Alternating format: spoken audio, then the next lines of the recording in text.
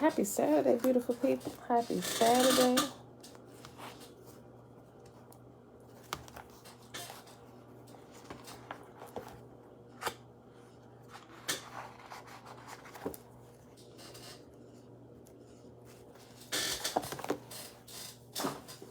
All right, beautiful people. It is February the 12th, 2022.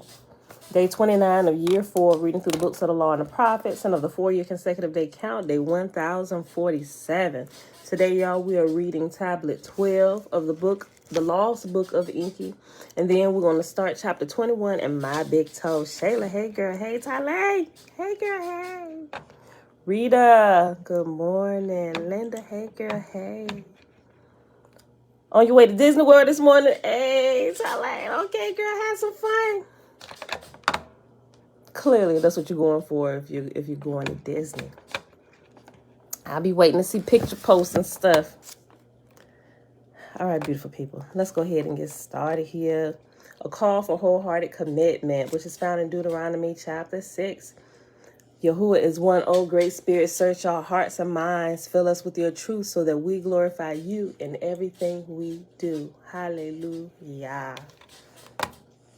Thank you, Yahuwah is one. These are the commands, decrees, and regulations that the Lord your God commanded me to teach you.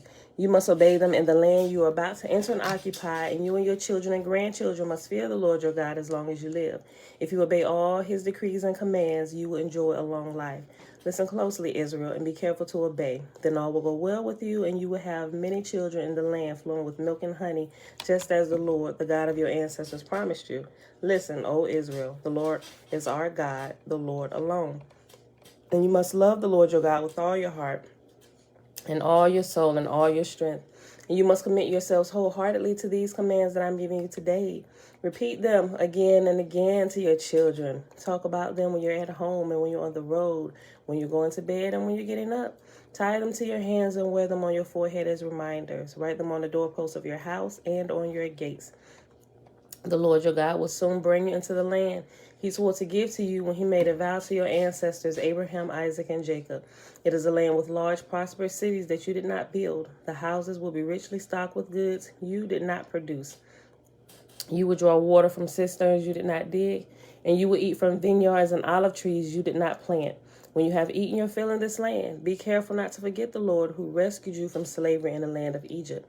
You must fear the Lord your God and serve him. When you take an oath, you must only use his name. You must not worship any other gods of the neighboring nations, for the Lord your God who lives among you is a jealous God. His anger will flare up against you, and he will wipe you from the face of the earth. You must not test the Lord your God as you did when you complained at Massa. You must diligently obey the commands of the Lord your God, all the laws and decrees he has given you. Do what is right and good in the Lord's sight, so all will go well with you. Then you will enter and occupy the good land that the Lord swore to give to your ancestors. You will drive out all the enemies living in the land, just as the Lord said you would. In the future, your children will ask you, what is the meaning of these laws, decrees, and regulations that the Lord our God has commanded us to obey? Then you must tell them, we were Pharaoh's slaves in Egypt, but the Lord brought us out of Egypt with his strong hand. The Lord did miraculous signs and wonders before our eyes, dealing terrifying blows against Egypt and Pharaoh and all his people. He brought us out of Egypt so he could give us this land he had sworn to give to our ancestors. And the Lord our God commanded us to obey all these decrees and to fear him, so that he can continue to bless and preserve our lives as he has done to this day. But we will be counted as righteous when we obey all the commands the Lord our God has given us. All right, beautiful people, hold on. I gotta speed this fan up. I'm getting hot. I thought it was gonna be cold coming down here today. Whew, let's turn that on high. Jen, shalom, shalom. All right, y'all, let's get to it.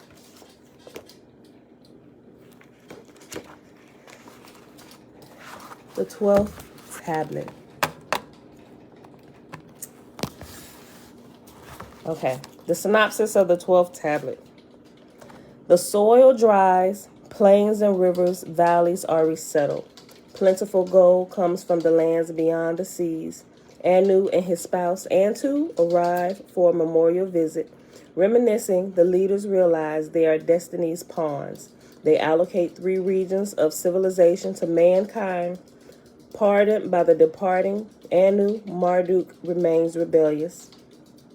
The first region and space facilities are Enlilite lands. Man's first civilization begins in the first region, which is Sumer. Marduk usurps a site to build an illicit launch tower. Frustrated by the Enlilites, Marduk seizes the second region. He deposes and exiles Ningish Zeta, who was in the Egyptian myths also known as Thoth, right? Thoth, Thoth. He deposes and exiles Ningish Zeta to distant lands, which we also know.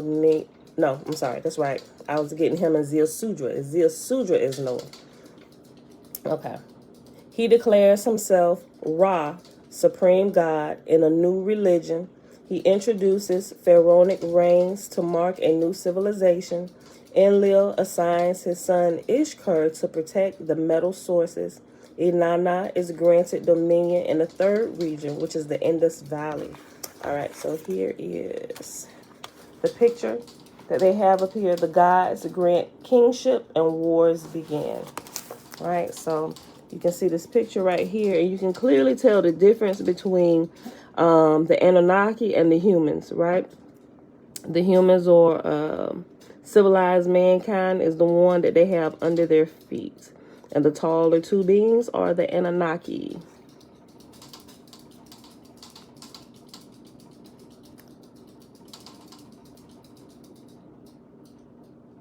Okay.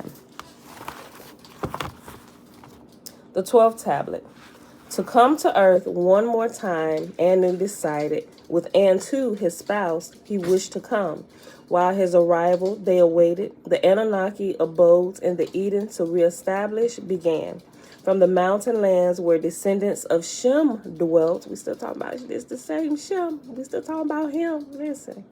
From the mountain lands where descendants of Shem dwelt to the olden land, the black-headed people migrated.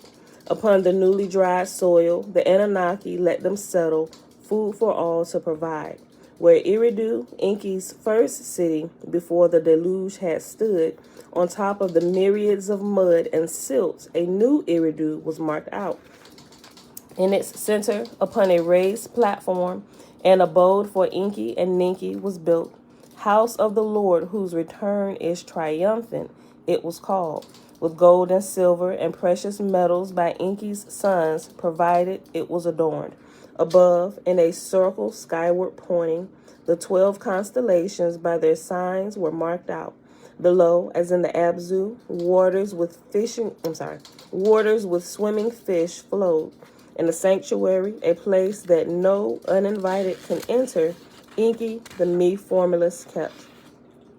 For Enlil and Ninlil, a new Nibru key atop the mud and silt was established.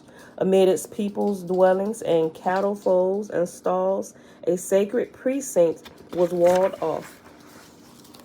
An abode for Enlil and Ninlil therein was built. In 7 stages it arose, a stairway rising as to heaven to the topmost platform led.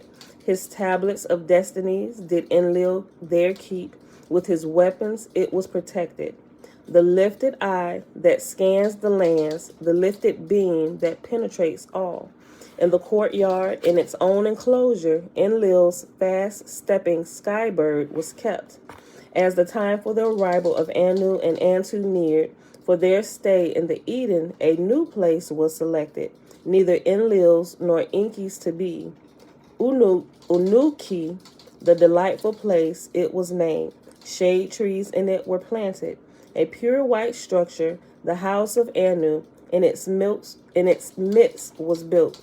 Its exterior in 7 stages rose. Its interior, like a king's quarters, was. When the celestial chariot of Anu at earth arrived, Anunnaki skyships toward it soared. For a safe landing at the place of the chariots, in Tillman it was guided. Utu, the place's commander, his great-grandparents to planet Earth welcome. The 3 children of Anu, Enlil, and Enki, and Ninharsag stood there to greet them. They embraced and kissed. They laughed and cried. So long has the separation been. They to each other kept saying. At each other they looked, aging to examine. Though greater in the shars were the parents, younger than the children they looked. The two sons looked old and bearded. Then Harsag, once a beauty, was bent and wrinkled. All five of them with tears were filled. Tears of joy with sorrow, tears were mingled. And sky ships were the guests and their hosts to the Eden taken. In a prepared place beside Annunaki, the sky ships landed. All the Anunnaki that on earth had stayed as an honor guard were standing. Hail and welcome, in unison to Anu and Antu, they were shouting. Then in a procession, singing and music playing, the Anunnaki to the house of Anu, the guests accompanied. In the house of Anu, Anu washed and rested. Then he was perfumed and clothed. Antu, by female Anunnaki, to the house of the golden bed was escorted. There she too washed and rested. Then she was perfumed and clothed. In the open courtyard, as an evening breeze, the trees' leaves rustled. Anu and Antu on thrones were seated. Flanking them were Enlil and Enki and Ninharsag. Attendants, earthlings who were completely naked, wine and good oil served. I mean, they could at least gave them some clothes, right? They've been there. They didn't already bought the lambs. Well, maybe they hadn't started them back up yet. So, but somebody should have gave them something to have them walk around here like they animals. Joy, grand rising, Alicia Yacht. Attendants, earthlings who were completely naked, wine and good oil served. Others, in a corner of the courtyard, a bull and a ram, gifts of Enlil and Enki, on a fire were roasting. A great banquet was for Anu and Antu prepared. For the sign in the heavens, its start was awaiting. On Enlil's instructions, Zamul, who in matters of stars and planets was learned, the steps of the house of Anu ascended, the rising of the planets at eve time to announce. On the first step, Kishar in the eastern skies appeared. Lamu on the second step was seen. Mummu on the third step was announced. Anshar by the fourth step arose. Lamu on the fifth step was seen. The moon from the sixth step was announced. Then, on a signal from Zamul, the hymn, the planet of Anu in the skies rises, began to be sung. From the topmost step, the seventh, the red-hollowed Nibiru into view came. To music, the Anunnaki clapped and danced. To music, they danced and sang. To the one who grows bright, the heavenly planet of the Lord Anu, they sang. On the signal, a bonfire was lit, seen from place to place where the bonfire started. Before the night was over, the whole land of Eden was with bonfires lit. After a meal of bull meat and ram meat, of fish and fowl, with wine and beer accompanied, Anu and Antu to their overnight quarters were accompanied. By Anu and Antu were all the Anunnaki thanked. For several earth days and nights, Anu and Antu slept. On the sixth day, his two sons and daughter Anu summoned. Of what had on earth transpired, their accounts he heard. Of the peace and the warfare he learned. Of how the earthlings, by the oath of Enlil to be wiped off, had again proliferated, Anu heard. Of the gold discovery in the land beyond the oceans and the chariots placed there, Enlil to him revealed. It was then that of the dream and the tablet from Galzu, Enki to his father told. By that was Anu greatly puzzled. A secret emissary by the name to earth by me was never sent. So did Anu to the three leaders say. So remember that guy that showed up in Enki's dream? He said, listen, here's a tablet. Here's how you build this boat. The earth is going to flood. Let Ziasudra know so he can save himself and his kinfolk, right? Anu, which is Enki and Enlil and Ninharsag's, or Ninma. Ninma was in Ninharsag's name before they gave her a new name. they said, hold on. Yeah, Anu, yeah, I make sure I'm getting the names right. Anu was the father of Enki, Enlil, and then Harsag. Anu said, there was not an emissary that was sent from us down here to you to save mankind. Yesav, shalom, shalom. Puzzled were Enki and Enlil, baffled at each other, looked. On the account of Galzu, Zeusudra and the seed of life were saved, Enki said. On account of Galzu on earth we remained. Enlil to his father said, the day to Nibiru you shall return, you shall die. So did Galzu say to us. Incredulous of that was Anu. The change of cycles indeed havoc did cause, but with elixirs cured it was. Whose emissary, if not yours, was Galzu? Enki and Enlil in unison said. Who the earthlings to save wanted, who on earth made us to stay? Ninharsag, her head slowly nodded. For the creator of all did Galzu appear. Was the creation of the earthlings also destined? Of that I must wonder. For a while the four of them were silent, each one past events in his heart recounted. While the fates we decreed, the hand of destiny every step directed. So did Anu say, the will of the creator of all is clear to see. On earth and for earthlings only emissaries we are. The earth to the earthlings belongs. To preserve and advance them we were intended. If that is our mission here, let us accordingly act. So did Enki say, the great Anunnaki who the fates decrees counsel exchange regarding the lands. To create civilized regions in the great... To create civilized regions, the great Anunnaki decided therein knowledge to mankind provide, cities of man to establish, therein sacred precincts abode for the Anunnaki create, kingships as on Nibiru on earth establish, crown and scepter to a chosen man give. By him the word of the Anunnaki to the people convey, work and dexterity to enforce. In the sacred precincts, a priesthood to establish, the Anunnaki as lofty lords to serve and worship.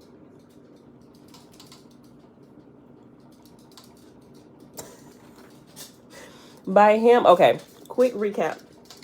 So they figuring out that Galzu didn't come from the Nibiru that helped Zeusudra, or Noah as we know him, save himself and his family so that they could repopulate after the flood. They said, we didn't send them. So apparently it had to be the creator of all, right? Whom we refer to as Yahuwah, right? This was his will, the creator of all. And that's when they realized, well, maybe this was meant to happen. Maybe this was supposed to unfold like it did. And we're simply just to teach them how to develop. We're just emissaries to this place. We're emissaries, which we will call messengers and angels, right? They said clearly the earth has been given to the earthlings, right? The righteous shall inherit the earth, right? And we need to teach them, just like we do on Nibiru. Let's help them set up their civilizations, their dominions and governments. Let's help them set up, and then we'll back away. While we're getting it set up, let's create a priesthood, and we will be installed as kings, and they can worship us, right? By him, the word of the Anunnaki to the people convey, work and dexterity to enforce, and the sacred precincts, a priesthood to establish, the Anunnaki as lofty lords to serve and worship, secret knowledge to be taught, civilization to mankind convey, to create 4 regions, 3 for mankind, 1 restricted, the Anunnaki resolved. The first region in the olden Eden land to establish, for Enlil and his sons to dominate. The second region in the land of the 2 narrows, thereafter to follow, for Enki and his sons to lord. Okay, so I looked this up. The land of the 2 narrows. The narrows would be considered, I think they're great rivers. And if I understand it correctly, these 2 great narrows, I just started looking it up yesterday, but everything I kept coming up with kept pointing back to the river Euphrates and I think it was Pishon, the Euphrates and Pishon, the land of the two great narrows. This is the land that they're talking about, that the sons of Enki were going to lord. And who do we find in those lands? So if we find Enki's people in the land of the two great narrows, and keeping with what they just said, we're going to install priesthoods, and we're going to reign as kings, and they can worship us. The priesthood, I'm just saying, think about this and what we've been doing. I'm just saying, we put it on the table. We got to think about it. Okay, let's go back a little bit.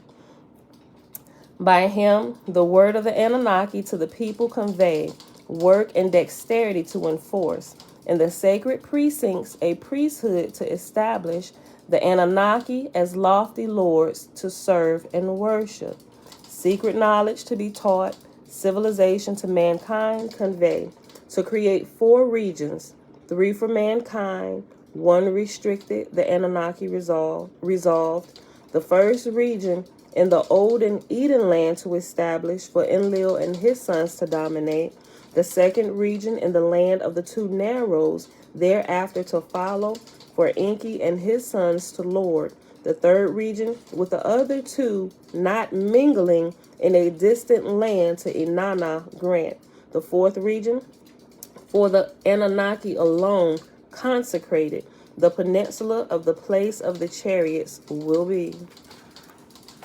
We can kind of, what's the word? We can kind of, what's that word? We can kind of assume where we think the place of the Anunnaki would be, right? But I still think there are definitely some lands that the American governments and other governments have not gotten into. The river, is it Gihon? Thank you, Yesef. Is it Gihon? You know what? Let me look it up real quick. Hold on. Maybe the Gihon and Euphrates. Hold on. I got to look it up again. Hold on. 1 second.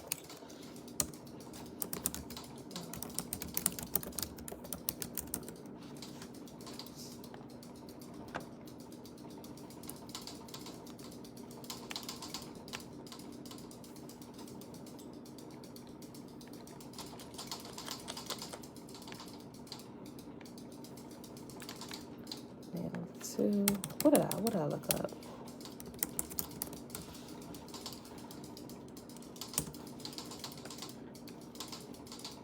Oh, I'm sorry, the Euphrates and the Tigris. Yeah.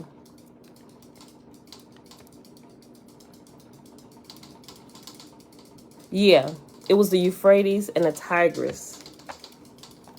Okay.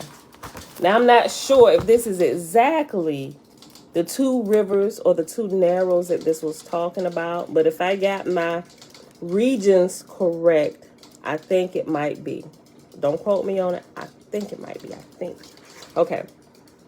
Now, this is the account of Anu's journey to the lands beyond the oceans, and how in the first region for the Anunnaki, cities were reestablished. Okay, and clearly that land is in Africa, right? The land of the 2 narrows is in Africa. Okay.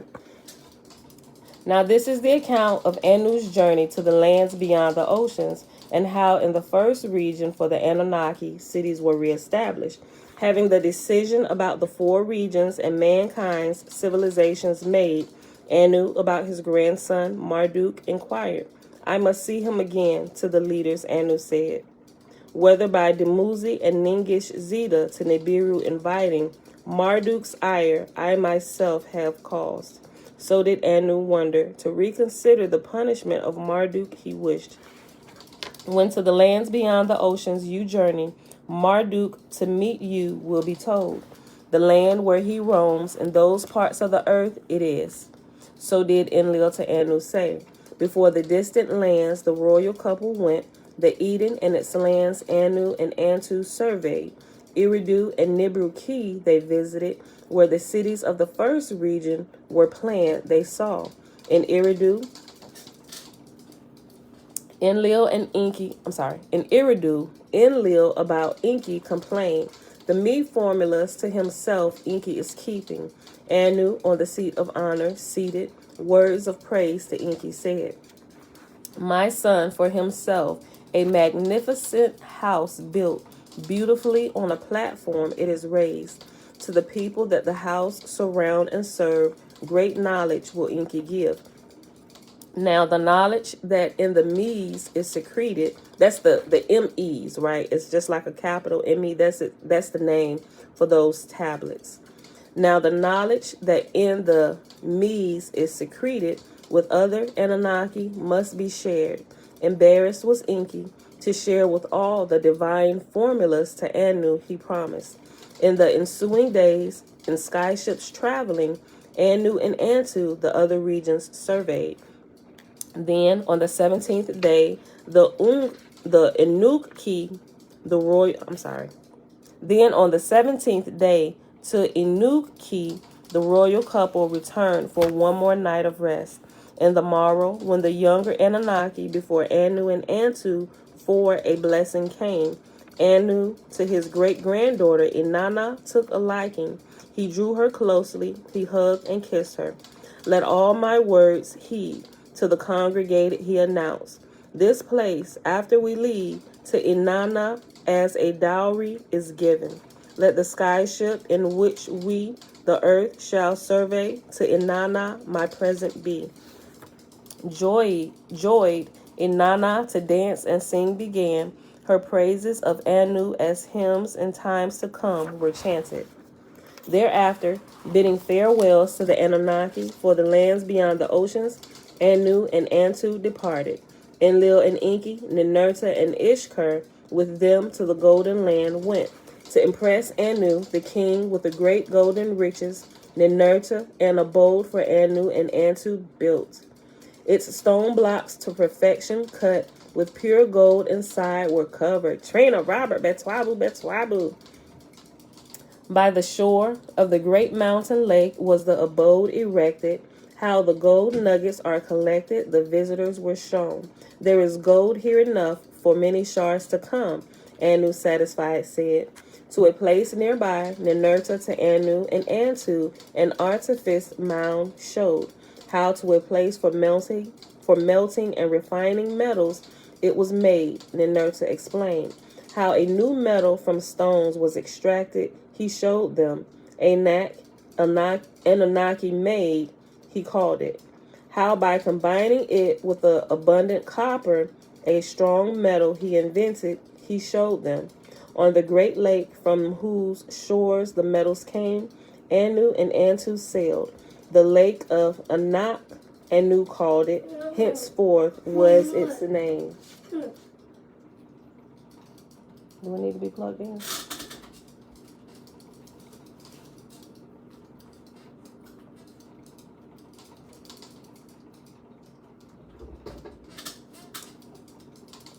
No, I need to.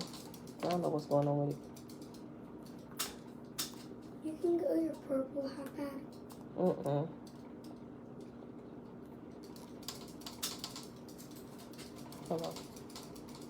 It needs to be restarted. I don't know what's going on with that. So, all right.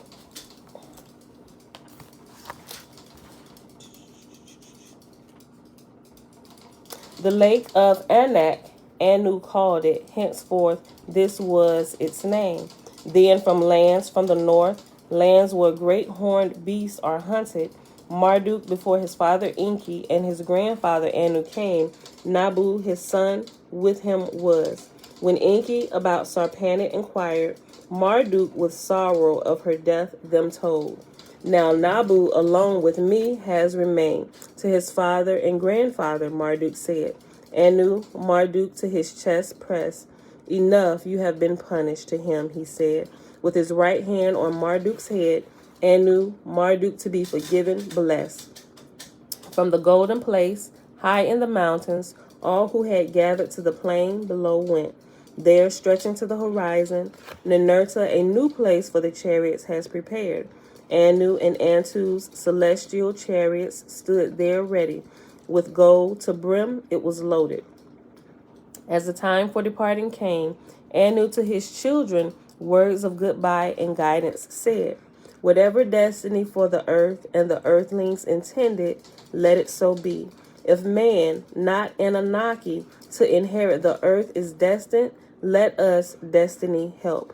Give mankind knowledge, up to a measure, secrets of heaven and earth them teach. Laws of justice and righteousness teach them, then depart and leave. So did Anu to his children fatherly instructions give. Once more they hugged, embraced, and kissed, and from the new chariots place, Anu and Antu for Nibiru left. The first to break the sorrow silence was Marduk. With anger were his words. What is this new place of celestial chariots? Of the others an explanation he demanded. What after my exile without my knowledge has transpired? When Enki of the decisions about the 4 regions to Marduk told, Marduk's fury knew no bounds. Why will Inanna, a cause of Dumuzi's death, her own region get? They're probably looking at him like, listen, boy, you was just bored out of exile. Here you go again. The decisions have been made. They cannot be altered. So did Enlil to Marduk say. In separate sky ships to the Eden and its adjoining lands they returned. Sensing trouble, Enlil, Ishkur to stay behind instructed. Over the gold, watch to keep. To commemorate Anu's visit, a new count of time passage was introduced. By earth years, not by Nibiru shars, was what on earth transpired to be counted. In the age of the bull, to Enlil dedicated, was the count of earth years begun. When in the Eden the leaders returned, the place of the first civilization. When to the Eden When to the Eden the leaders returned, the place of the first civilization. I keep saying that. That's the wrong word. It's civilized. One more time. When to the Eden the leaders returned, the place of the first civilized region, how to make bricks from the mud the Anunnaki, the earthlings, taught. Therein cities to build. Okay, we're about to start getting into some of the Israelite stuff. Hold on, y'all. Okay. When to the Eden the leaders returned, the place of the first civilized region, how to make bricks from mud the Anunnaki, the earthlings, taught, therewith cities to build. But where once cities of the Anunnaki alone had stood, cities for both them and earthlings now arose. Therein, in new cities for the great Anunnaki, sacred precincts were consecrated. Therein, the Anunnaki with lofty abodes were provided. Temples by mankind they were called. Therein, the Anunnaki as lofty lords were served and worshipped. By number ranks they were honored. The heirship to mankind made known. Anu, the heavenly, the rank of 60 held. To Enlil, the 50 rank was given. On Inerta, his foremost son, did Enlil the same rank bestow. Next in succession was the Lord Enki, the rank of 40 he held. To Nanar, the son of Enlil and Ninlil, the rank of 30 was assigned. To his son and successor, Utu, the rank of 20 was allotted. 10 as a number rank to the other Anunnaki leaders' sons was granted. Ranks by the 5s between the female Anunnaki and spouses were shared. When after Eridu and Nibru Ki and their temple abodes were completed, in Lagash the Gersu precinct for Ninurta was built, his black skybird there was kept. In Ninu, house of 50, was the temple abode for Ninurta, and Baal, his spouse, called. The supreme hunter and the supreme smiter, weapons, a gift of Anu, the Ininu protected. I read it again. The supreme hunter and the supreme smiter, weapons, a gift of Anu, the Inunu protected. Where Sipar before the deluge had been, on top of the mud soil, Utu, a new Sipar, established. In the Ibabar, the shining house, An abode for Utu and his spouse Aya was raised. From there, Utu for mankind, laws of justice promulgated. Where, because of silt mud, the olden plans could not be followed, new sites were chosen. Adab, a site from Shurabak, not distant, for Ninharsag, as a new center was made. The house of succor and healing knowledge was her temple abode therein named. The mees of how the earthlings were fashioned, Ninharsag in its holy shrine kept. For Nanar, a city with straight streets, canals, and wharves was provided. Urim was its name. House of the throne's seed was its temple abode called. The moon's beams to the lands it reflected. Ishkar to the mountain lands of the north returned. The house of seven storms his abode was called.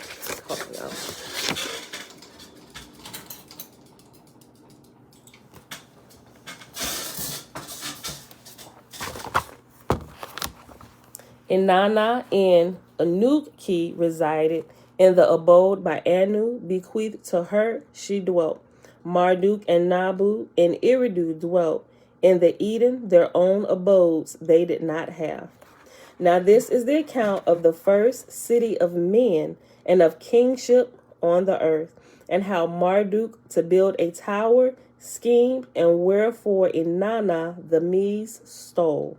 In the first region, in the lands of Eden, and in the cities with precincts, by their Anunnaki lords, the earthlings' handiwork, by their Anunnaki lords, the earthlings' handiworks and crafts were taught.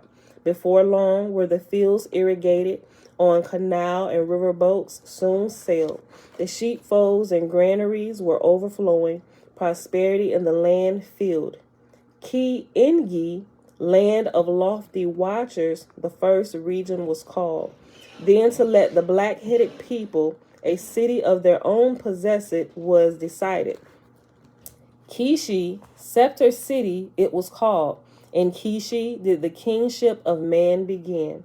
Therein, in consecrated soil, Anu and Enlil, the heavenly bright object, implanted. In it, Ninurta, the first king appointed, mighty man was his royal title. To make it a center for civilized mankind, Ninurta to Eridu journeyed. The Me tablets for that kingship, divine formulas hold from Enki to obtain. Properly attired, with respect, Ninurta Eridu entered. For the Me of kingship, he asked. Enki, the Lord, who all the Me's safeguards, 50 Me to Ninurta granted. In Kishi were the black-headed people with numbers to calculate taught. I'm still trying to figure out who the black-headed people are, right? I'm not sure, and not to sound like racist or anything. I mean, you can't sound racist against like your own color, can you? I don't know. But I'm wondering if the black-headed people is like I don't know, because they're like two different types of black people, but they're not the only ones like with the black hair, because you have some races who have like jet black hair, like some of the Indians, like the real Indians, not like the Indians that they call over here in Americas, right? The real Indians in India, right? They have black hair. But then I wonder if it's talking about the black-headed people in Africa, because they also have black hair, and it's two different types of black people. You got, I mean, this is probably politically incorrect, right? But I kind of deciphered them. This is probably wrong, so please don't count this as a strike against me. You have people who actually live in the continent of Africa who are like Africans, but they're different from the people who I fall under that are labeled the Negroes. I guess people lump them all in the same group, but we're actually two different people. We're both black, right? One is darker than the other. Some of them, they're actually like our skin color, but you can clearly tell they're African and not Negro. Like I said, I know that's probably politically incorrect, but I think y'all get what I'm saying. So I'm not sure exactly who the black-headed people that this is talking about yet, but if y'all know, if y'all done figured it out, Let a sister know. I got so much material. I'm sure I'll figure it out here soon. But that's one of the things I've been trying to pinpoint. Because earlier in the chapter, it talked about the descendants of Shem. And then in the next sentence, the next sentence, it talked about the black-headed people, which made me think that they are not the same, right? Okay, y'all get what I'm saying. Okay. Enki, the Lord who all the Medes safeguards, 50 me to Ninurta granted. In Kishi were the black-headed people with numbers to calculate taught. Heavenly Nisaba,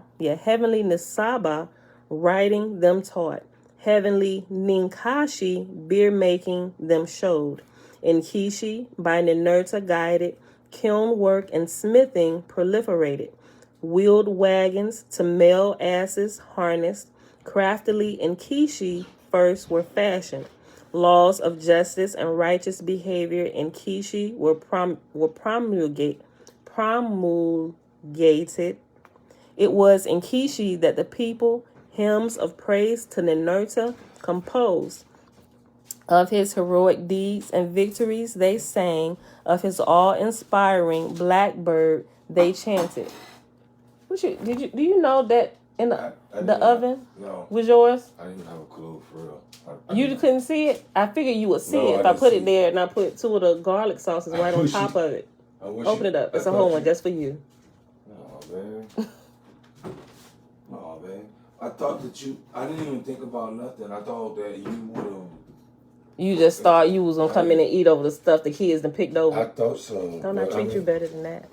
You are truly a queen. And, seriously. But, yeah, I thank you for that. Did you put this money in the bank?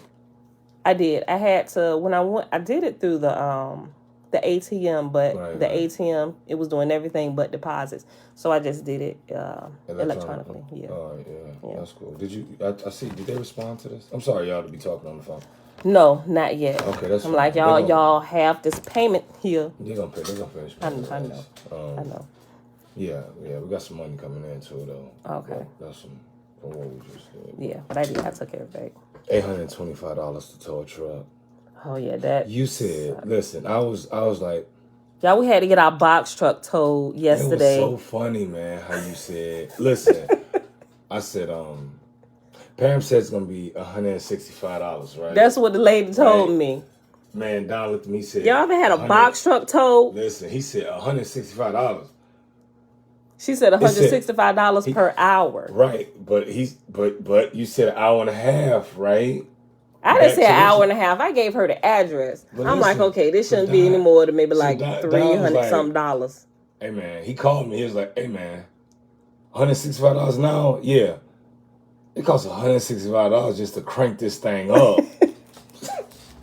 Yeah, so apparently the time start from the time they get the call, because it was after hours. Yeah, we would have did the same thing. Yeah, $165 from the hour they get the call. They at home probably chilling with their family. Yeah. Oh, okay. Well, let me finish eating dinner. And they get dressed and go and get this big piece of equipment, then go to the location. Man, they had to get it from Richmond back to Chesapeake to our warehouse. See, I have a whole nother respect for that company because it's almost $1,000 to get our box truck. That's right. Said pirates. No. Because think about that piece of equipment. Yeah. Was that truck? That poor box truck and semi trucks? Yeah, I mean, I guess that thing costs over $400,000. Yeah, I mean, I guess you gotta recoup your. No, it's not even recoup. It's just listen. People don't pay you because of what you can do. They pay you because of the professionalism that you give. And not only that, the equipment that you have. Not anybody can go to Home Depot and buy tools, right? You don't know what tools to buy. True. It's because we are who we are. I guess they are who they are. The reason why. We had to get our truck back. Yeah, I put it in the shop. Were they putting DEF in it? No, babe. I put diesel gas in the truck. I did that. Right, but what about the DEF? You don't put that in that truck. Oh. Yeah. How is that different from the other one? You have older models, you got new models. New models put DEF in it. You don't have to do that. Clearly I don't know about that. I just, hey, look. I know you don't. I know you Well, I don't know why you put yourself out there like that. But anyway. Stick to the paperwork, Pam. Okay. All right, y'all. I digress. Okay. In Kishi, by the Nerta-guided, kiln work and smithing proliferated. Wheeled wagons to male asses harnessed. Craftily in Kishi first were fashioned. Laws of justice and righteousness behavior in Kishi were promulgated. It was in Kishi that the people hymns of praise to Ninurta composed. Of his heroic deeds and victories they sang. Of his awe-inspiring blackbird they chanted. How in faraway lands the bisons he subdued. How the white metal to mix with copper he found. Ninurta's glorious time it was. With the constellation of the archer he was honored.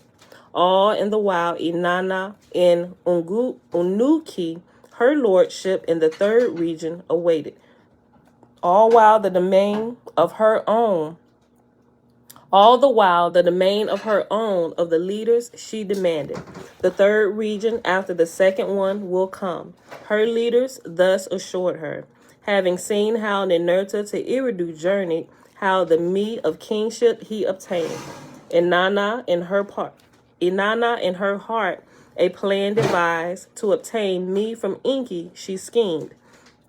Her chambermaid Nishubar to Eridu she dispatched a visit by Inanna to announce. On this, hearing Enki to Izimud, his housemaster, quickly instructions gave.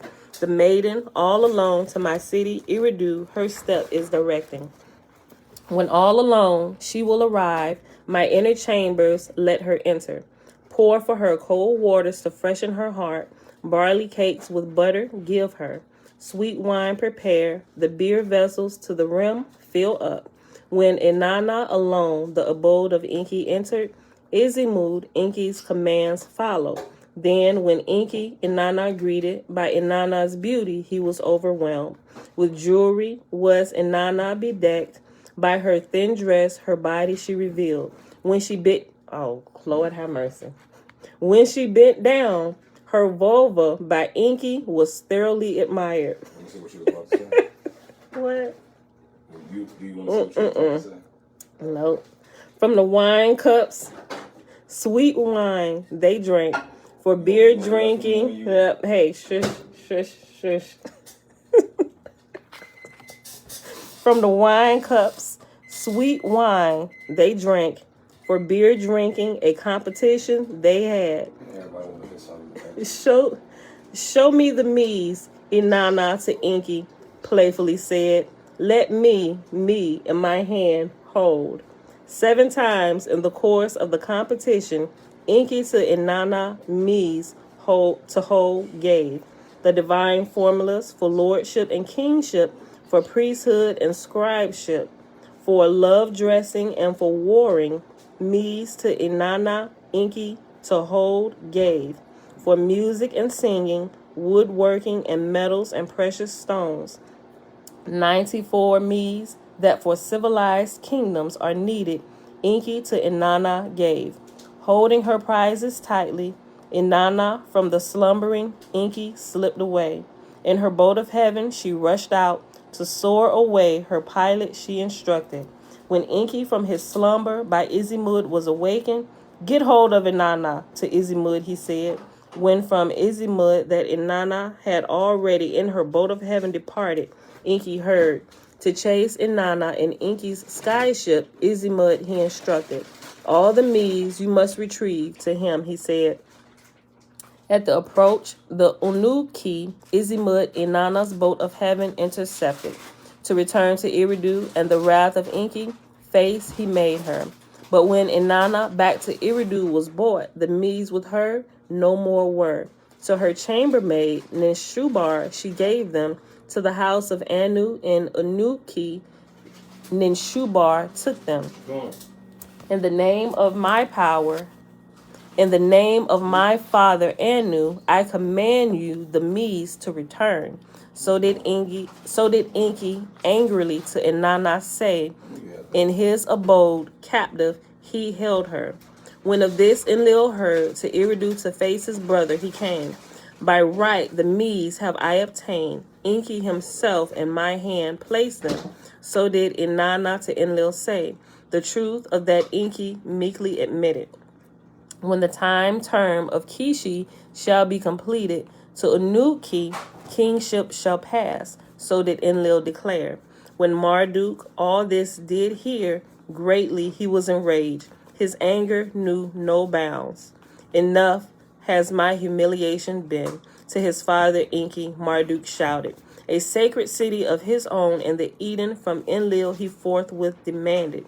When Enlil to Marduk's appeal no heed paid, Marduk fate in his own hands grasped. To a place that for Anu's arrival before Anunaki was selected was considered Nabu the Igigi and their offspring from their dispersal lands summit. For Marduk therein a sacred city, a place for skyships to establish. When his followers at the place assembled, stones to build with they found not. Marduk how to make bricks and burn them by fire to serve as stones to them he showed. You gonna think about me tonight? I sure will, babe. Therewith a tower whose head the heavens can reach they were building. To thwart the plan, Enlil to the place hurried. To placate Marduk with soothing words he tried. To stop Marduk and Nabu in their endeavor, Enlil did not succeed. In Nibruki, Enlil, his sons and grandchildren assembled. What to do they all considered. Marduk, an unpermitted gateway to heaven, is building. To earthlings it he is entrusting. So did Enlil to his sons and grandchildren say, if we allow this to happen, no other matter of mankind shall be unreached. This evil plan must be stopped. What does that sound like to y'all? I'm going to read it again. To thwart the plan, Enlil to the place hurried. To placate Marduk with soothing words he tried. To stop Marduk and Nabu in their endeavor, Enlil did not succeed. In Nibruki, Enlil, his sons and grandchildren assembled. What to do they all considered. Listen. Marduk, an unpermitted gateway to heaven, is building. To earthlings it he is entrusting. So did Enlil to his sons and grandchildren say, if we allow this to happen, no other matter of mankind shall be unreached. This evil plan must be stopped. Ninurta said, all with that agreed. Kind of sound like the Tower of Babel, right? How they was trying to reach heaven. Listen, let's see. Let's see if we're correct. This evil plan must be stopped, Ninurta said. All with that agreed. It was nighttime from when from Nibruki the Enlilite Anunnaki came. From their skyships, havoc upon the rising tower, fire and brimstones they rained. To the tower and the whole encampment a complete end they made. To scatter abroad the leader and his followers, Enlil thereupon decided. Henceforth their counsels to confuse, their unity to shatter, Enlil decreed. Until now, all the earthlings one language had, in a single tongue they speak. Henceforth their language I shall confound, that they each other's speech will not understand. In the 310th year since the count of earth years began, did all this happen. In each region, excuse me, just for water. Okay. In each region and every land, the people, a different tongue he made to speak. A different form of writing thereafter to each was given, that one the other will not comprehend. There is no doubt about it at this point that this is what the Bible calls the Tower of Babel, right? 23 kings did in Kishi reign. For 408 years was it the scepter city. It was also in Kishi that a beloved king, Etana, for a heavenly journey was taken.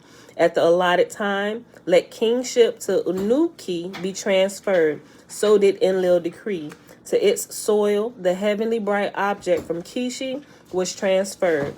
When the decision to the people was announced, To Inanna and exaltation hymn they sang, Lady of the Medes, Queen brightly resplendent, righteous in radiance clothed, of heaven and earth beloved, by the love of Anu consecrated, great adorations wearing.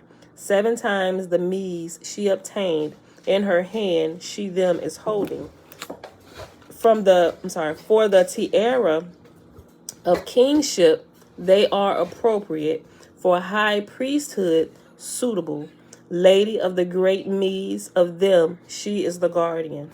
In the 409th year after the count of earth years began, in the 409th year after the count of earth years began, kingship of the first region to Annunaki was transferred. Its first king was the high priest of the Iana temple abode, a son of Utu he was. As for Marduk, to the land of the 2 narrows he went, to be master of the second region. Once established, he expected. Now this is the account of how the second and third regions were established, and how Ningish Zeta was exiled and Unuk-Ki Arata threatened. When Marduk, after a long absence to the land of the 2 narrows, returned, Ningish Zeta as its master he there found. Its lofty lord Ningish Zeta was. With the aid of offspring of Anunnaki, who earthlings espoused, did Ningish Zeta the lands oversee.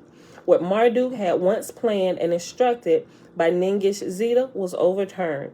What is it that happened? Marduk of Ningish Zeta to know demanded. Of the destruction of hidden things, Marduk Ningish Zeta accused of making Haran to a desert place depart, a place that has no water, a boundless place where sexual pleasures are not enjoyed. The 2 brothers an uproar made, upon quarreling bitterly they embarked. Pay heed, I am here in my proper place, Marduk to Ningish Zeta said. You have been my place taker. From now on, only a deputy of mine you can be. But if to rebellion you are inclined, to another land go away you must. For 350 earth years did the brothers in the land of the 2 narrows quarrel. For 350 years was the land in chaos. Between the brothers it was split. Then Enki, their father, to Ningish Zeta said, for the sake of peace, to the other lands depart. So go to a land beyond the oceans, Ningish Zeta chose. With a band of followers, thereto he went. 650 earth years was at that time the count, but in the new domain where Ningish Zeta, the winged serpent, was called, a new count of its own began. In the land of the 2 narrows, the second region under Marduk's lordship was established. In the annals of the first region, Magan, land of the cascading river, it was called. But by the second region's people, when languages were confounded, Himta, the dark brown land, it was henceforth called. Nituru, guardian watchers, the Anunnaki were there in a new language called. Marduk as Ra, the bright one, was worshipped. So you think about Ra, this is Marduk. Marduk as Ra, the bright one, was worshipped. Enki as Ptah, the developer, was venerated. Ningish Zeta as Tahuti, the divine measurer, was called. To erase his memory, Ra on the stone lion, his image with that of his son Asar replaced. So as we get further, if you are familiar with some Egyptology stuff, you're going to see how this all began. Like, you're going to see how it progressed over the years from the Anunnaki on down to Egypt, and how it was dispersed out to the other nations and regions and places. No, put it down. Okay. Marduk as Ra, the bright one, was worshipped. Enki as Ptah, the developer, was venerated. Ningish Zeta as Tahuti, the divine measurer, was recalled. To erase his memory, Ra on the stone lion, his image with that of his son Asar replaced. To count by tens, not by 60, Ra the people made. The year he also by tens divided. The watching of the moon by the watching of the sun he replaced. Whereas under the lordship of Tahuti, and Tahuti is Ningish Zeta, whereas under the lordship of Tahuti, the olden city of the north and the city of the south were re-established. Marduk, Ra, the two lands of the north and of the south, into one crowned city united. A king, an offspring of Neturu, an earthling, he there appointed. Mina was his name. Where the two lands meet and the great rivers divide, a scepter city Ra established. Ra or Marduk established. Mom. Yes, the Egyptians got it from the Sumerians. Yes, absolutely right. Yes. No, I didn't. I told him not to mess with it. I didn't put in my passcode. My iPad was dying. Hold on. Where the two lands meet and the great rivers divide, a scepter city Ra established. Splendor to surpass, Kishi in the first region he gave it. Mena Nefer, Mena's beauty, it was called. To honor his elders, Ra, a holy city, built to honor Nibiru's king, and Anu, he named it. Therein on a platform, a temple abode for his father, Enki Ptah, he erected. Its head within a high tower, like a sharp rocket, skyward rose. In its shrine, Ra, the upper part of his celestial barge, deposited the Ben, it was called. It was the one in which from the planet of countless years he had traveled. On the day of the new year, the king, as high priest, the ceremonies performed. On that day, only alone, the innermost star room he entered, before the Ben offerings he put.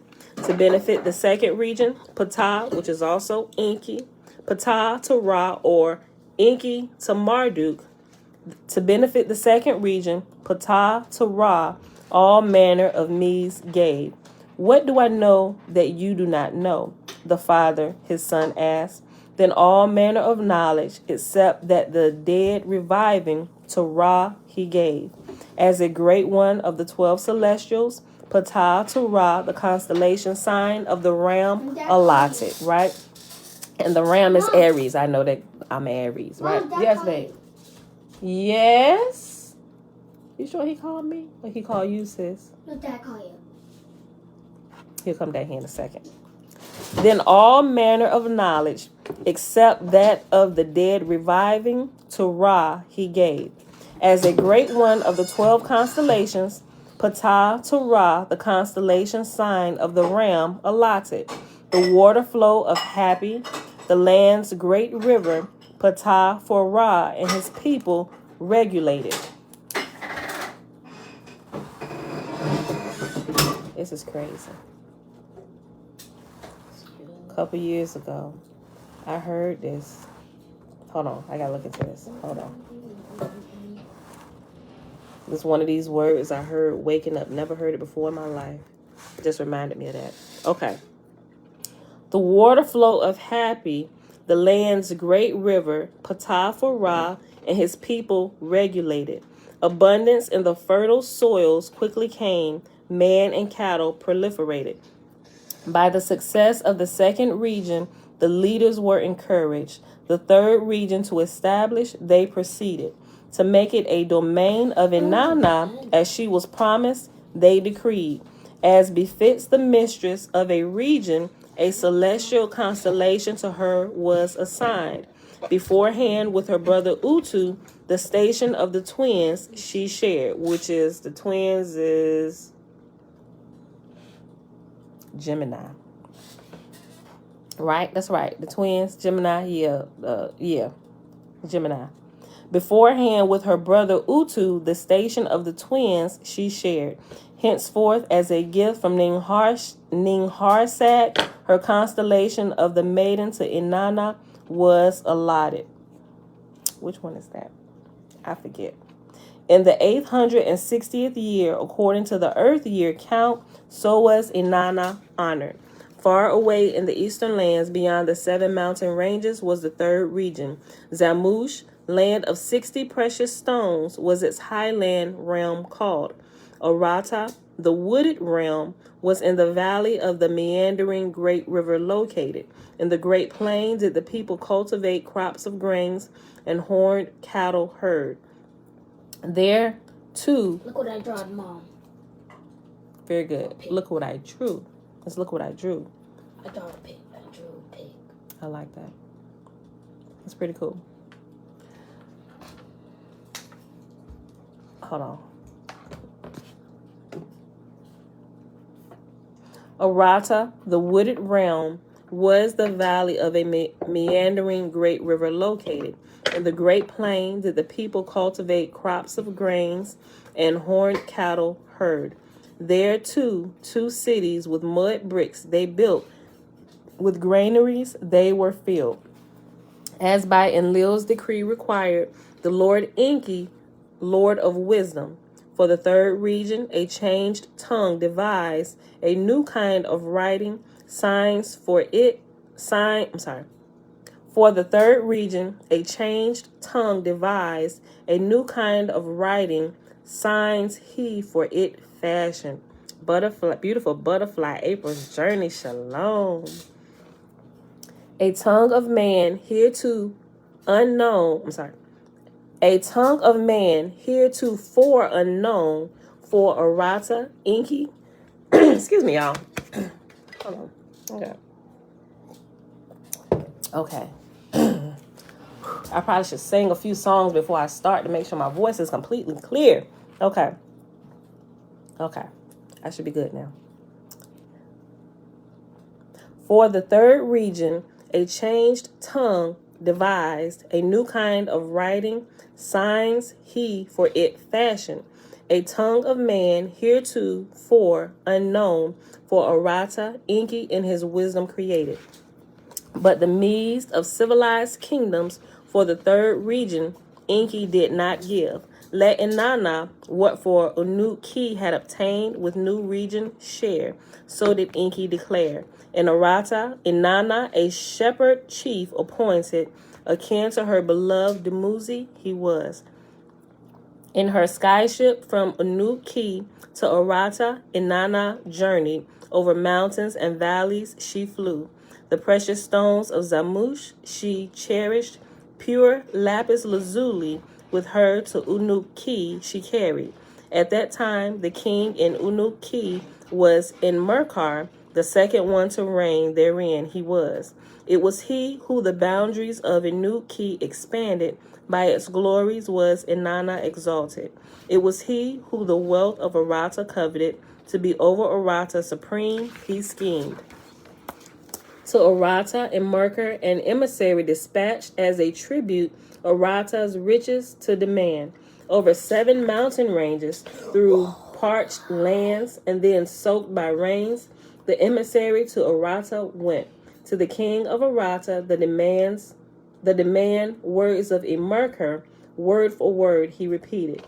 His language to the king of Arata to understand was unable, like the bray of a donkey its sound was. A wooden scepter inscribed with the message the king of Arata to the emissary gave. To share Anunnki's mees with Arata, the king's message requested. As a royal gift to Anunnaki, grains on donkeys were loaded. With the emissary to Anunnaki, they went. When in Merkar the inscribed scepter received its message in Anunnaki, no one understood. He brought it forth from the light to the shade. He brought it forth from shade to light. What kind of wood is this? He asked. Then to plant it in the garden, he ordered. After 5 years, after 10 years had passed, from the scepter a tree grew, a tree of shade it was. What shall I do? In Merkar, in frustration, his grandfather Utu asked. With heavenly Nisaba, the mistress of scribes and writing, Utu interceded. On a clay tablet, his message to inscribe, Nisaba and Merkar taught. In the tongue of Arata it was. By the hand of his son Banda was the message delivered.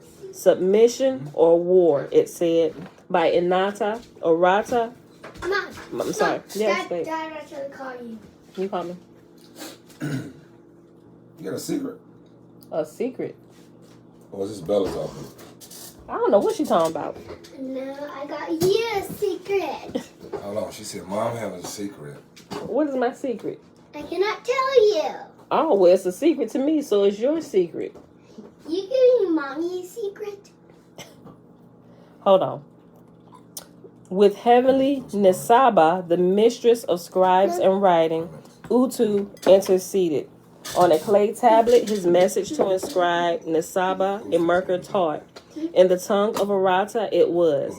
By the hand of his son Banda was the message delivered. Submission or war, it said. By Inanna, Arata was not abandoned. To Untitled Arata will not submit, the king of Arata said. And we almost done, y'all. So a couple more sentences. In warfare, Untitled desires, let one warrior in combat meet. Better yet, let us peacefully treasures exchange. Let Untitled its meeds for Arata's riches give. On the way back, carrying the peace message, Banda fell sick. His spirit left him. His comrades raised his neck. Without the breath of life, it was. On Mount Hurum, on the way from Arata to his death, was Banda abandoned. The riches of Arata, Untitled did not receive. The meeds of Untitled, Arata did not obtain. In the third region, civilized man did not fully blossom. What is that? And that, my beautiful people, is the end of the 12th tablet. I don't know what that is. Go brush your It's teeth. something Okay, I need to go your look belly at too? something. But we'll talk about it tomorrow. like, Yeah, we'll talk about it tomorrow. Okay. All right, y'all. So let's hop into where we at? An hour and 12 minutes. Make sure I make myself this note real quick. Thank you, baby.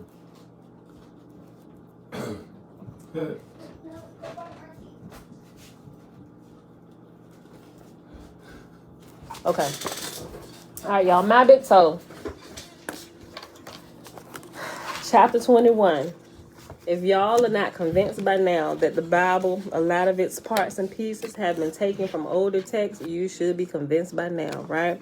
So we need to find out whose Torah is it really, right? I'm just saying, keep it all on the table. We know that there is a great creator of all, whom they also refer to as the creator of all, right? Clearly, they know. And they're just here helping mankind develop. They say help them develop and then get lost, disappear. So you're not having a teaspoon of honey. Shame on you. I probably should have got some, right? I probably should have, yes, Sal. But I think what I really should do, because I'm when I get up in the morning, when I start reading, it's like the first few words that I'm saying. So I got to get the vocal cords warmed up and everything. So I probably, like I said, I probably should sing a few songs. You know what I mean? The honey would help. But I probably should just put on some music or something and get my voice going and get these vocal cords warmed up so my voice is not cracking. Which now I completely understand why singers have to warm up their voice or to be cracking and stuff. Like, I really couldn't understand. I'm like, you can sing, you can just sing. But if you just wake up and you start singing, sometimes you got to work the kinks out your voice. Okay, let me get a sip of water. Like, you really got to get it warmed up. I really understand that. I should do better in doing that, right? Just do it naturally. Get up a little bit earlier. Sing a few songs or something. Stretch my vocal cords. Me, me, me, me, me, me, me, me, me, me. Okay, y'all. I'm going to quit being silly. All right, but that's serious, though. I really do. That's why my voice be cracking and stuff, because I need to warm it up before I get started, because I be reading for like an hour. All right. Lips be getting dry. Mouth be getting parched. Okay. All right. Chapter 21 on page 149. Cultural bias. Objective causality is the fundamental philosophical underpinning of physical matter reality science. It has been extremely useful to us in understanding and manipulating the material realm. Unfortunately, we physical matter reality beings of limited comprehension have become so committed to our belief in a physical objective causality that we force everything into the physical matter causality straitjacket. Why do I love you? Why do I enjoy music? Why do fractal images look like natural landscapes? Why am I obsessed with frogs? There must be some good reason that falls within the physical matter reality causality model. If there is no cause within physical matter reality, my feelings and behavior simply interrupted spontaneously, mystically, or some interaction or association with a larger reality that constitutes a superset of physical matter reality. Reasons will be hypothesized and rationalized in order to make our physical matter reality causal model appear inviolate. In violation?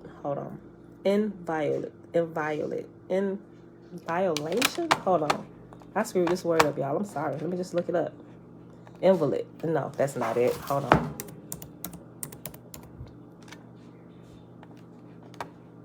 Inviolate. Yeah, okay, inviolate. I thought I said it right. Okay, it just looked wrong. It looked like, the way I was looking at it, it looked like and sounded like I was saying it wrong. Inviolate. Okay. That was a long sentence, too.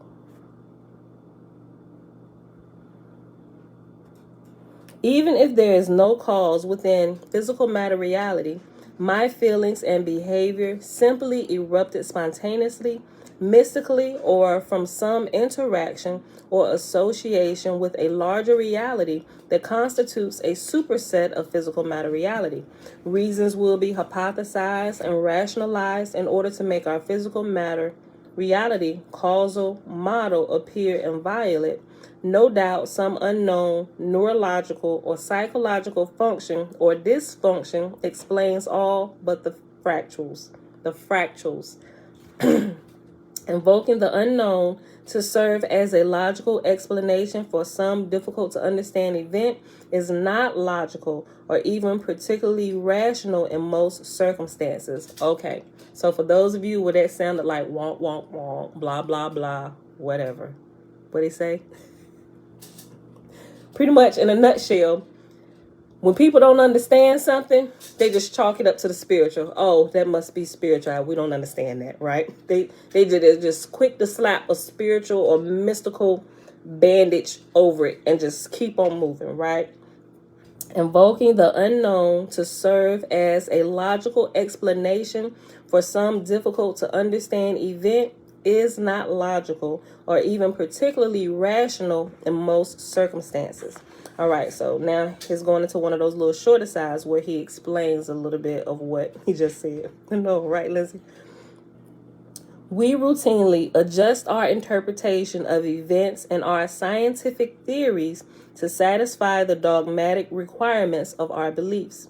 Theories that violate our cultural and scientific beliefs are preposterous by definition and are not taken seriously by the majority of scientists. Our belief sets the boundaries and define the limits of our science. They always have, and any reasonably accurate history of science will verify that fact. Most scientists, from prehistory to present day, feel that though belief obviously blinded their forebears, it does not seriously inhibit their clear vision. As time passes, the belief blindness of those who came before appears more and more ridiculous, yet current belief blindness remains as invisible as ever. If you think that we of the modern world, we who have come so far in our understanding and knowledge, are no longer seriously and dramatically limited by our beliefs, you are mistaken.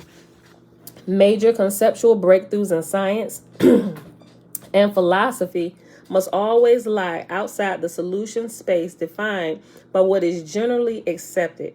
If you wish to leap ahead, be prepared to transcend your present notions of reality and possibly, excuse me, If you wish to leap ahead, be prepared to transcend your present notions of reality and possibility, and to rip old limiting beliefs and paradigms up by the roots. Thinking that you can effectively live and work in the middle ground between bold leaps and dogmatic limitations is no more than a comforting delusion. To get out of the box, you must first step over its edge. I like that. That might be our title for today. To get out of the box, you must first step over its edge. An act too frightening and intimidating for most box dwellers, who will always find plenty of good reasons why it is actually better to stay safely in the box. It is a mistake to let the fear of going from the frying pan into the fire prevent you from ever getting out of the frying pan. Open-minded skepticism, careful science, and a willingness to work and learn can enable you to get out of the box or frying pan without getting hurt, burnt, or diluted. And that's the end of that aside. We believe there are always objective causes for every effect and every event, whether we know what they are or not. Determining what those causes are and discovering their rules is what we call science. Given an effect, if we do not perceive an objective cause, we believe that our science is simply incomplete. Our belief in the supremacy of our local causality would not allow us to consider that there might not be an objective local cause, that the effect may have at least one component that lies beyond physical matter reality objectivity. Such an effect would be called paranormal and would appear mystical when viewed from a physical matter reality perspective. This possibility is immediately rejected because it conflicts with our cultural and scientific beliefs about reality. The Western commitment to the universality of our local objective causality is a dogmatic, non-negotiable belief. Attitude, which is, I read it too slow. The Western commitment to the universality of our local objective causality is a dogmatic, non-negotiable belief, attitude, which is culturally ingrained at a deep level. As we have seen, chapter 18 of this book, this belief requires our reality system to have a mystical beginning. At the same time, the Western cultural and scientific belief in universal objective causality condemns every effort to investigate that mystical beginning as irrational, illogical, and superstitious, an objective catch-22. Science simultaneously logically demands and rationally denies a mystical beginning. So what gets a lot of people stuck, what he is saying is their ability to actually go and look into things, right? If they think it's mystical, we're just going to leave it as mystical. And there is no explanation for that because that's God in his realm, and that's all we need to know, right? He said you should at least go look and verify that that's true. And a lot of times we find out that it's not. It really can be explained. It's just our big toe is too small to understand it, right? That's why we're trying to grow our big toe. The problem is our belief that objective causality is universal applies to all reality instead of just local to physical matter reality. When one sees the bigger picture and realizes that physical matter reality is a subset of a larger reality, the logical and operational difficulty of our beginnings appearing to be mystical immediately disappears, right? Sort of kind of like we say what church folk and what other people believe may be witchcraft or magic is simply science that they don't quite understand yet. How these people understand how to manipulate the elements and use different things, where these people have been taught not to do that because it's of the devil. It's not magic, right? It seems magic to you because you don't understand it, right? That's what it's saying. When one sees the bigger picture and realizes that physical matter reality is a subset of a larger reality, the logical and operational difficulty of our beginnings appearing to be mystical immediately disappears. Now, our beginning is simply the result of a more general causality working within the rules of its own science. Better yet, it is amenable to our analysis to open to our understanding if we can gain the perspective of that more general causality. Ha ha. A solution and a plan to effect that solution begins to emerge from the logical possibilities. In other less technically focused cultures, what appears from the physical matter reality perspective as mystical is not necessarily associated with or defined as irrational, illogical, or unscientific. However, to most Western ears, the phrase assume the existence of an apparently infinite, absolute, unbounded oneness sounds less credible than the phrase assume the existence of a spherical chicken. We have shown it to be logical that if there is such a thing as higher, more correct, and complete knowledge that reflects the science of the place of our beginning or beyond, then it must necessarily appear mystical to us.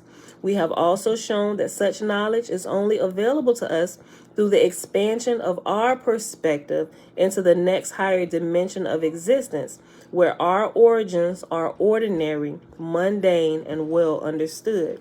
Nevertheless, a material-based Western culture steadfastly labels mystical from the physical matter reality viewpoint thought and experience as unsubstantiated, useless blather that is beneath serious consideration because it cannot be understood within the purview of our limited, applies to physical matter reality only, scientific method.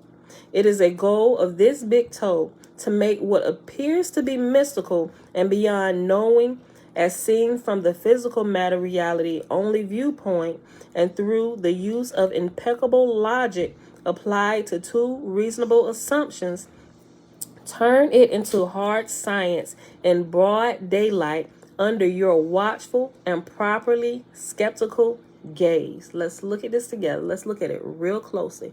Put everything on the table and let's go through. Let's decipher. Everybody pay attention so you can see what you have not seen before.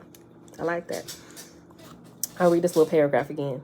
It is a goal of this big toe to make what happens to be mystical and beyond knowing as seen from the physical matter reality only viewpoint. Remember, physical matter reality is this realm where we live and move right now, where you see me. Non-physical matter reality is what's being referred to as the unseen realm, the spiritual realm, right? It is a goal of this big toe to take what appears to be mystical and beyond knowing as seen from the physical matter reality only viewpoint and through the use of impeccable logic applied to two reasonable assumptions, turn it into hard science in broad daylight under your watchful and properly skeptical gaze. A more general science is believed not to exist because it cannot be derived from a portion of science that limits itself exclusively to local, physical, objective phenomena. Do you see the logical inconsistency of this cultural belief? It is clear that the self-referential circular argument that is primarily responsible for closing 20th century minds to the possibility of a bigger picture is simply the result of being caught in a belief trap. Feel my face. Oh, it's so smooth and beautiful and pretty, girl. And Okay. I put some of your scream on me. You did? I smell it. That smells like my lotion. Okay. I'll be done in a second. All right. And we're going to do we'll do the blessing. Mom, Library and Jordan not coming over? They not coming over here today, I don't think, sweetie. Mom, you just call Lucia and let them come over. I'll call Aunt Leisha in a little bit. Okay. Let me see. And we'll pause after the end of this next paragraph. All right. Such belief-based, circular, non-logic, posing as obvious truth within Western cultures severely blinds and restricts the growth options of those who are caught in that particular trap. The only remaining logical possibility is that although there must have been a mystical beginning, now for some unknown reason, the substance and intent force behind that mystical event has disappeared, leaving nothing else to exist beyond the logical, objective, measurable reality. Do you find this a plausible, objective explanation, or does it seem more like limited thinking desperately trying to justify its limits? A logical possibility, perhaps, but it leads to an irrational conclusion. The intent and implementing power behind our seemingly mystical origins must represent a source more capable and powerful and more fundamental in its existence in order to give birth to our local reality. Our parent reality must necessarily be operational at a higher, more general level of existence or dimension. It must necessarily represent a superset to which our local physical reality belongs. Assuming that this creative source has somehow disappeared is like the ice cubes in my automatic ice maker bucket, believing that the compressor responsible for their freezing must have stopped working years ago. Those delusional ice cubes obviously do not understand the bigger picture. And this is where we will pause at for today. All right, beautiful people. Yes, I've said all this belief in mysticism, but what do we actually know? The commandments and statutes teach us how to live, eat, and worship the living God of Israel only. I agree with you. That's what that says. But how can we really know what's true? Which is the whole point of all of this. To actually taste the pudding, right? So, in order to grow, we have to know. And to develop our big toe, there's just some actions we have to take. Otherwise, all this religion and following the commandments and everything, and we're just constantly repeating what people tell us to do, right? But how do we know that this is real? It's the question that should be at the forefront of your mind always, to make sure that you haven't been caught in another belief trap. Now, I am not saying do away with the Torah. Yes, babe. Try to open it. Very good. Sit it over there. I need to close it for. But what we're doing, we're testing all these things to see if they're true, right? We're not discounting that there is a creator of all, whom we call Yahuwah. Different nations of people call him different things, right? But I think in order for us to be on the same page, we'll just say the creator of all, of everything that was ever created, him. That's who we're talking about, right? That's who we're talking about. But we have to make sure that, like you said, that we're not worshiping multiple gods still. We've come out of Christianity, but when we transition over to the Hebrew roots, as we're looking at these older Sumerian texts, it almost still kind of look like we still doing some stuff like Christianity is doing, right? A lot of things that we thought was Yah is not Yah at all. It's one of these other lesser gods, right? And we learning them by name now, right? And their Sumerian names, Enki, Enlil, and then Harsag, Marduk. Y'all gonna be completely blown away when we start reading through some of these tablets of Marduk, right? These tablets, they are. There should be a lot of Christians present for that, because they might actually throw up when they realize that a lot of these terms and phrases that they use, there is actually the worship of Marduk, right? This one son of Enki that's always mad about everything because everything keep getting taken from him. And we're going to see that quite clearly when we start reading through the Anunnaki Bible. And you're going to really begin to question them books that you hold in your hand that's labeled the Holy Bible, right? At this point, everything has been taken from more ancient texts. Remember, the Bible is the youngest, right? The most newly created religious book out there, right? Yeah, we refer to him the God of Abraham, Isaac, and Jacob. That's what we refer to him as. But Let's not get caught up on terms. We're trying to explain where these scriptures really originate from, right? Because if we're going to worship Yah in spirit and in truth, let's not be scared to look at everything. And if it looks like a duck, we're going to call it a duck. We ain't going to call it a chicken. Yo, my G, this is word for word. But we find this in the Torah. Why? Right? We really got to get down to it. We can't be afraid to look at it. That's how you get stuck in religious cycles and dogma, because you refuse to look at it. Not to look at it to disprove it, but to look at it to gather more information and make sure that we really are looking at truth, right? According to these pseudo scholars. We'll see. We'll see. But at least do your due diligence and let's at least look at it, right? Have all the information that we can possibly gather and see what originates from where. Because if they tell us this is pseudoscience, yet when I start looking into it, your pseudoscience, you over here tell me in my religion that this is truth. How is that so? How does that even balance out? You teach me this is pseudoscience. You shouldn't even look at that. Don't even corrupt your spirit by looking at it. This is the truth. But then you get balls enough to go look at what they call pseudoscience, and you realize, well, hold on. This is what my own Bible says. Wait. So this must be true. If over here you're telling me that it's true over here. So if it's true over here, why is it not true over here? Why are you calling this pseudoscience over here, but you're telling me it's truth over here? Some don't add up. And we can't be afraid to look at it. We got to look at it, right?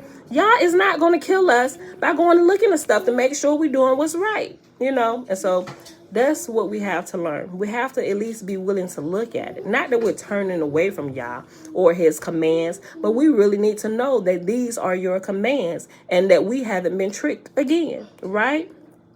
Everybody should be that diligent in their life. Right? Because when it comes down to it, if you weren't diligent, you just taking a word of somebody else. And most of the time we are, you know, until you actually get out there and individually begin to grow and begin to take responsibility for your own life, your spiritual life, and understanding the spiritual truths that you are going to assimilate within your own person, you're going to be held responsible for that, right? I can't just get to a point where, like, you know, I just chose to believe them at this point. I didn't even check further into it. They said it, you know. But I also realized that as you grow, when I was in Christianity, I thought that was the absolute truth. Y'all knew it wasn't, you know, but he worked with me on the level I was at, and I began to progress. So I can't really downplay all these different things because I can see how I've grown in every level, right? And Yahuwah will begin to sprinkle, He won't drop all the truth on you at once. He'll give you what you can handle until you can grow a little bit further to get more understanding. Kind of like children, they believe in fairy tales and stuff. If you got those parents that teach them about fairy tales, you know, they actually believe in these stories. They think it's true until they get a little bit older. Well, this was a nursery rhyme. I really thought there's fairies and all. I really thought that, you know, it's the same way, you know. So as you grow, the more you know, and you can apply it to your life. Yeah, I mean, yes, I say everything is brought to us by the white man. Everything. If you speak to the Africans, they have a different narrative rather than following these scholars. Everybody has their own everything, right? But it seems like all the different nations, they have a lot of similar stories. The names of the characters and the places they have just been changed, but the plot and theory behind it all is still the same. So it's still like what you want to call it? It's still like children's stories or nursery rhymes being taught to different groups of people until you get old enough to where you can understand the real principles behind life. Yeah, right, Linda. Just like Santa Claus confused those poor children, right? But as you get older and you grow, and you should grow and develop out of childhood. Religion, to me, no matter where it's at, right? Whether you want to call it, you want to blame it on different sets of people, white men, black men, all this. Everybody has their group of people within their ethnicity or their skin color that are a bunch of deviants and doing things that should not be done, right? Every group of people does that, even our very own. We talk about how one group oppresses us, but look at the damage that we do to ourselves. I mean, we really can't discount that. And I know that sounds like blasphemy. How could you even say that? I mean, but it is true. It's true, right? If we can't be honest with ourselves, what can we be, right? Then it serves us right to be caught in religion if we can't even be honest with ourselves. Because if we're honest with ourselves, if we would get it together amongst us ourselves, we could unite and we could change the world consensus about the type of people we are. But until then, we're just getting sent up the river without paddles by everything that comes and that can push us off the river's edge or the bank encampment or whatever you want to call it. After you're done with your bubble, me and you can make cupcakes. Maybe. I'm not going to agree to that. I don't know. Maybe. We'll make it for tomorrow. Super Bowl tomorrow. But y'all see what I'm saying? You know, so we're not telling you, just forget the Torah. That is not what we're doing. I myself would never tell you to do that. But I will tell you, verify what you believe. Check into it. That's what good students do. That's what good stewards do. Check into it. If something don't seem right, don't just keep going on like, oh well, it'll be answered sometime soon. I mean, if that's okay for you, then that's okay for you. But there's only certain levels you can grow. There's only certain wisdoms that can be downloaded to you because of what you understand. Depending on how big you grow your big toe will determine the size shoes you get to wear. You know. But yeah, so if you never look outside of the Torah, you really don't develop for real in spiritual things. Now, Torah is a starting place. That's why I started. But everybody's path and the direction that Yah takes you to teach you about certain things, it's different depending on what you were created for, and your gift to the world will determine your learning path, your track of learning that you take, right? Some people never go down the path that I've taken, right? Going into even looking in some of the magic things and all these things that I see is relating to the church. I was like, we're performing magic in the church and not even realizing they're just changing the names of what they do, but it's still performing some of these same things. Some people never go into that path to see the similarities and be able to call out the bull crap, right? I have, because I'm sick of being led astray. I'm sick of being sent up the river without a paddle, and I can't steer my course, and I'm forced to go in the current of the ocean. What is this shape? It's a circle. All right, so with that being said, y'all, let's go ahead and get out of here because today she's just going to keep talking about all this stuff and she want to cook stuff. So let's go ahead and end this for today. We are at 1 hour and 43 minutes. I hope y'all enjoyed the reading for today. We read the 12th tablet of the Lost Book of Enki, and we read the first couple pages of chapter 21 and My Big Toe on page 149 to page 152. Hold on.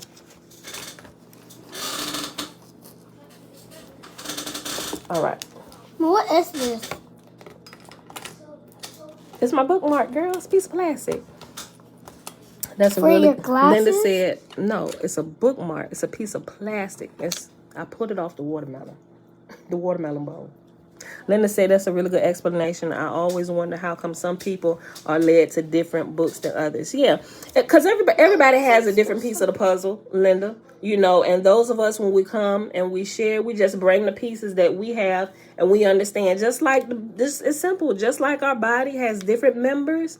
My body, I mean, my eyes don't do the work of my ears. My ears don't do the work of my hands. My hands don't do the work of my feet. But it's all a part of this one body. Everybody has it.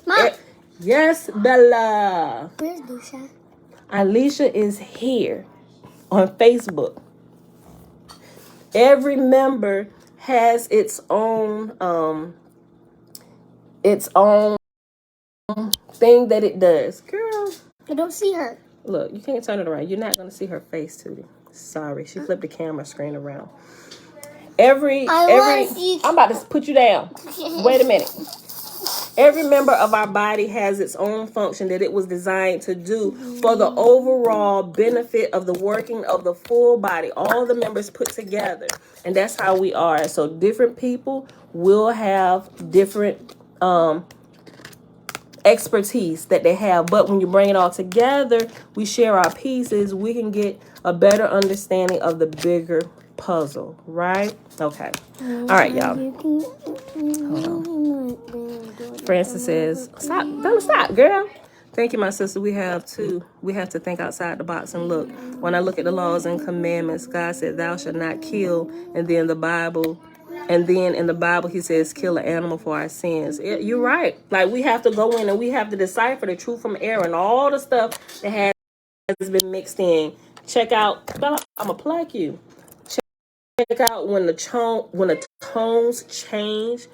Even when they say this is the same person speaking, and that's one of the first things that I realized in my constant reading of the Torah over and over and over again. I began to recognize the tones and the person who was speaking. They said, this is Yah. I was like, wait a minute, that don't sound like him, because he said, don't do this, then you go back here and say this.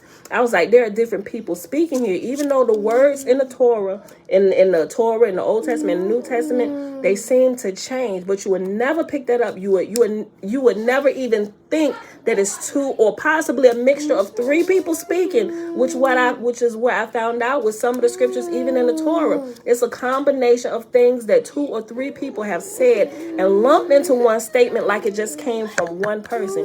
You would never understand it if you don't read, if you're not as diligent as reading it and studying it over the course of time. You'd never be able to pick it up. So there's some things that you just will not understand, and you would just take everything at face value, right? And you won't even be able to see the deception and the shenanigans all through the text, y'all. Okay, she doing too much. Let me go ahead and end this. She whining. She ready to end it. She ready to start baking cupcakes.